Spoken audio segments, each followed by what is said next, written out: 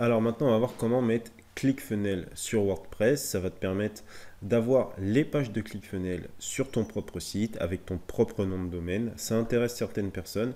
Donc, je vais te montrer comment mettre ça en place.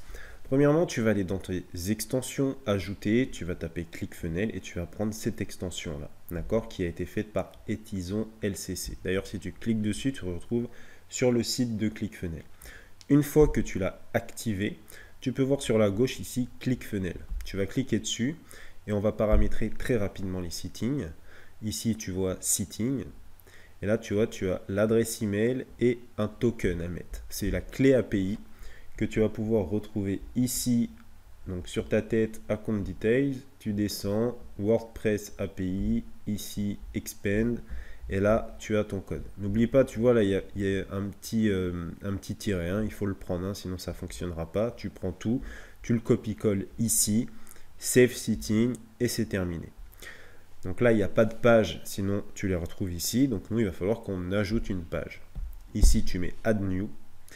Et là, il est synchronisé avec ton ClickFunnels, c'est-à-dire que tu vas pouvoir retrouver des tunnels que tu as préconstruits et les différentes étapes.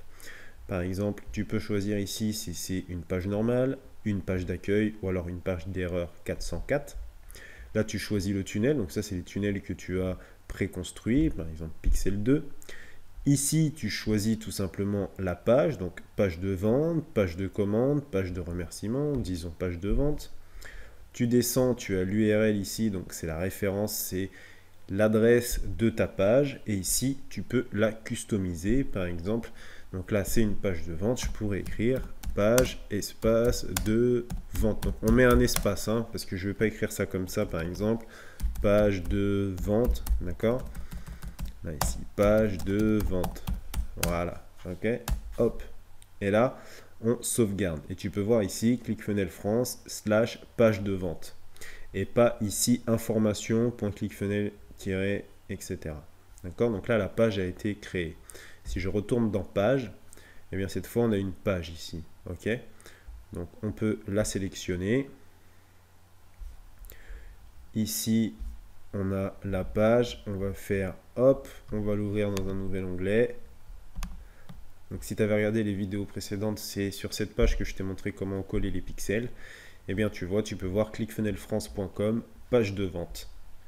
Et donc là, tu as effectivement la page de vente.